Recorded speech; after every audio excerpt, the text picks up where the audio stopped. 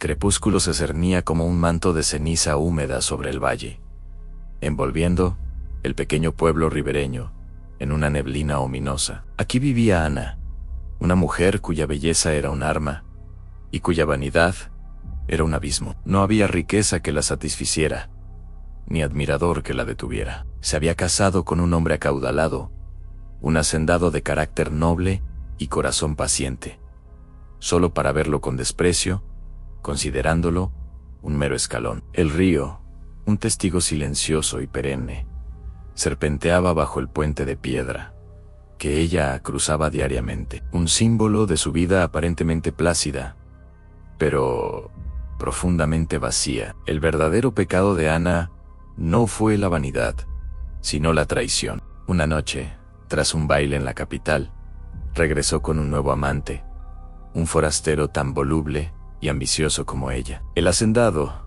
al descubrir la afrenta, pronunció palabras que resonaron como una sentencia, no una súplica. Amenazó con llevarse a los niños, sus dos pequeños, que eran su única alegría pura en el mundo corrompido de Ana. Esa amenaza, unida a la promesa del amante de llevársela, solo si estaba libre de ataduras, desató la furia de una mujer que había confundido la pasión con el poder. En la noche más cerrada, impulsada por una codicia ciega y el miedo a la soledad que detestaba, Ana cometió el error fatal. Sus propios hijos dogmidus, indefensus, se convirtieron en un obstáculo. Los condujo a la orilla del río. El ambiente era pesado, el aire olía a tierra mojada y a las algas podridas del pantano cercano. Con un empuje frío y desesperado, rompió el vínculo sagrado. El chapoteo fue breve, pero el sonido se incrustó en el alma del valle. En ese instante, el cielo se oscureció aún más,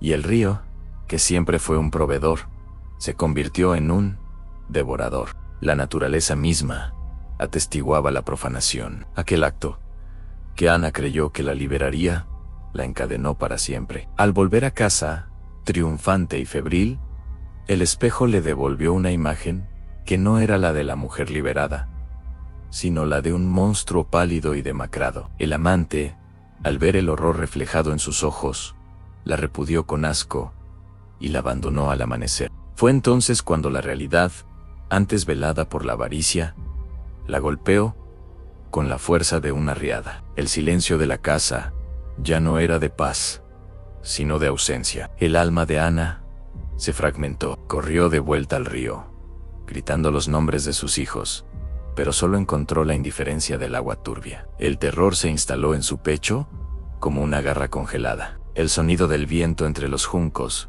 no era aire, sino una burla espectral. El eco de sus propios lamentos se transformó en un gemido que no era suyo, sino de algo antiguo y primordial.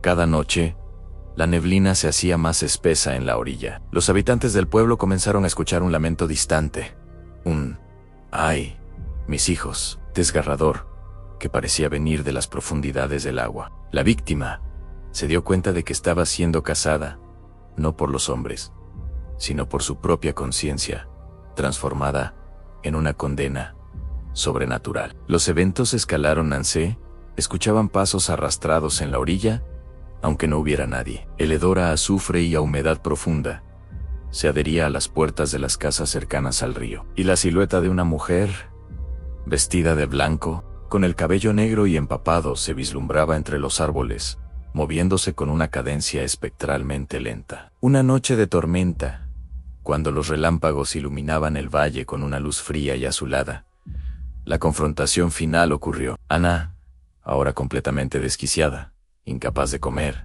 o dormir, fue atraída de vuelta al punto exacto de su crimen. Las gotas de lluvia caían pesadas, golpeando la tierra lodosa con una furia rítmica, como tambores funerarios. Al llegar a la orilla, una figura se materializó frente a ella. No era un demonio, sino ella misma, una versión espectral y terrible, con los ojos llenos del agua fangosa del río.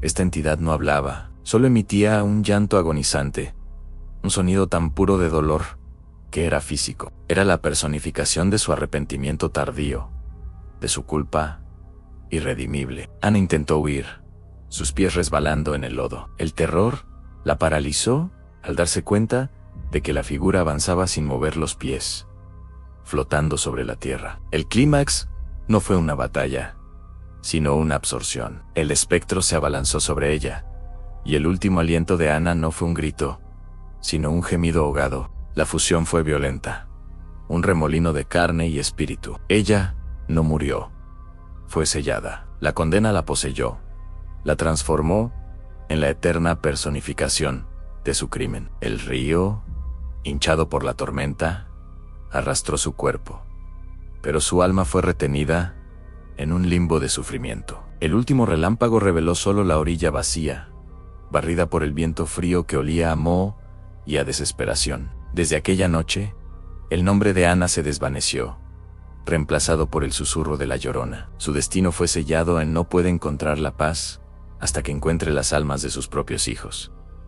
Pero hay una trampa cruel en su condena. Cada niño que escucha su lamento en las márgenes del río se convierte en un posible sustituto, un objetivo para calmar la sed eterna de su maternidad distorsionada. La figura se transforma en una advertencia, una entidad errante, vestida con un sudario de novia, símbolo de la belleza que la condenó, y arrastrando su dolor por las zanjas, los arroyos y los ríos de Latinoamérica. Su propósito de caza actual es un eco de su arrepentimiento, una búsqueda desesperada que al mismo tiempo es un castigo. Ella persigue a los niños que se aventuran solos después del toque de queda, no para abrazarlos, sino para ahogarlos, y en un acto de locura espectral, creer que ha encontrado la paz. La moraleja de la historia, la advertencia que resuena en el folclore, es un aviso escalofriante para la comunidad. El amor egoísta es un arma más afilada que el cuchillo, y el río siempre cobra su deuda. Escucha atentamente. Si el lamento de la Llorona está cerca, no es una madre buscando, sino una condena reclamando un alma para llenar su vacío eterno. El silencio opresivo que sigue al final del lamento es, en sí mismo, la amenaza más grande.